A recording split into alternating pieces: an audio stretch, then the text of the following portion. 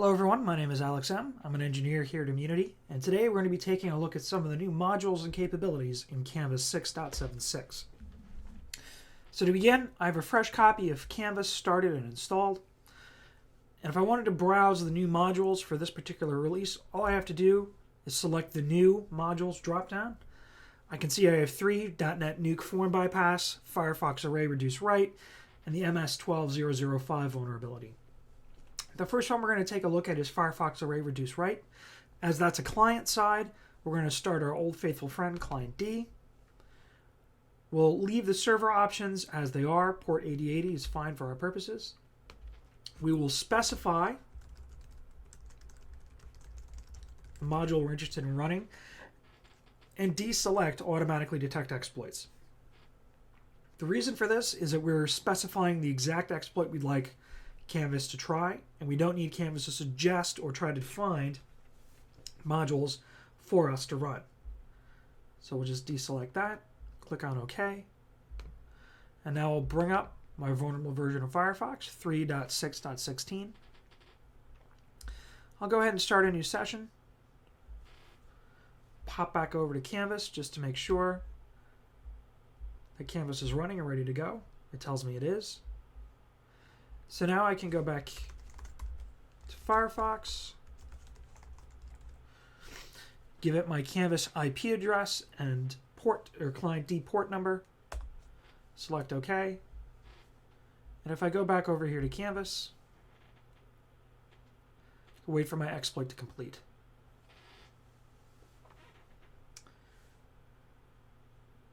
And here we are.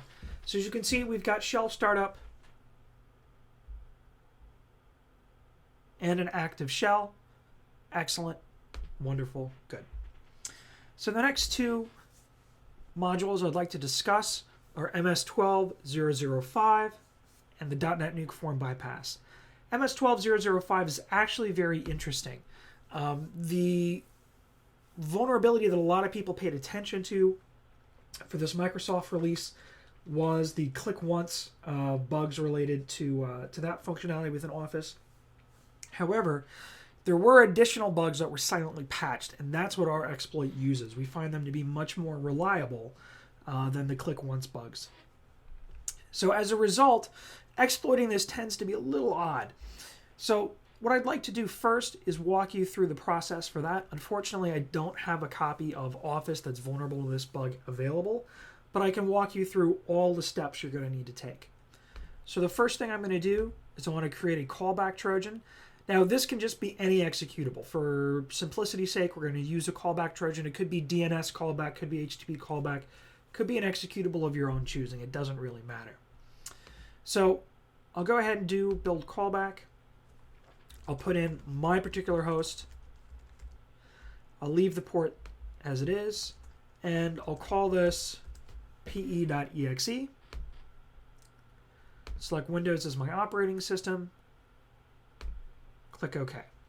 So now, if I take a look at my Canvas demo directory, I can see I've got pe.exe. That's my Trojan. It's went ahead and written out to disk.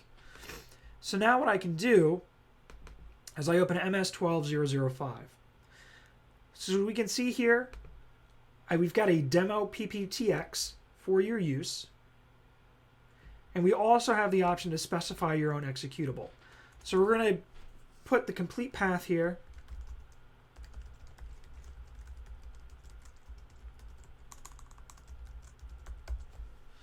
Click OK. And now there's going to be a pptx in my Canvas demo directory. Perfect.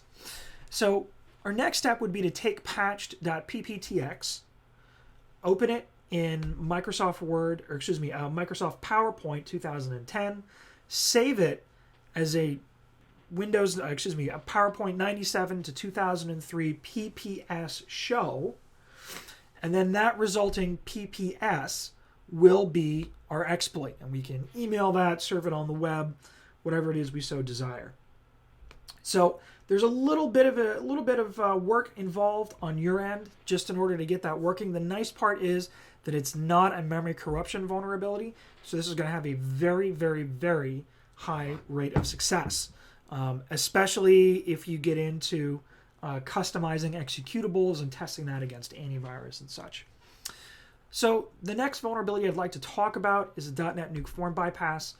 Many of you were aware that in December of this past year, ASP.NET had several issues with some of their internal functions, whereby you could log in as an administrator without necessarily knowing the password. So because these functions can be used, and .NET is a language, you can use these functions more or less however you want, we went ahead and made this exploit work, or exploited this vulnerability for .NET Nuke, because we knew how these functions were being used consistently, where things lived on the OS, based on this install, etc. So what does this mean for you? If you've got custom ASP.NET applications written in-house, and if you're a company of any size, I can almost guarantee that you do, and you want to take this bug, this vulnerability, and adapt it to your application, the .NET Nuke form bypass is going to be the exploit in Canvas that you want to look at to see how you do that. It gives you our implementation of this bug against a very specific piece of software, which you can then modify with a little bit of Python voodoo to work on your custom in-house application. So the final thing that we're going to discuss is we've made some improvements to get password hashes and get logged in hashes. As some of you know, get password hashes and get logged in hashes were a little bit dodgy on newer versions of Windows. Those issues have all been fixed. And now get password hashes and get logged in hashes work reliably on versions of Windows from Windows 2000 through Windows 2008 on 32 and 64-bit where appropriate. And we're actually quite happy with how those modules turned out. It was a little bit of extra work, but they're very reliable now. So you can get and dump hashes to your heart's content on Windows systems that you compromise, maybe with some of the bugs that we see here today. The final thing to mention is that the Firefox Array Reduce Write vulnerability does work on Windows XP, Vista, and 7, but 32-bit only. So if you've got some of those clients lying around your enterprise, that might be something you would want to take a look at. Thank you very much for your time. If you have technical questions, please feel free to contact us at support@immunityinc.com.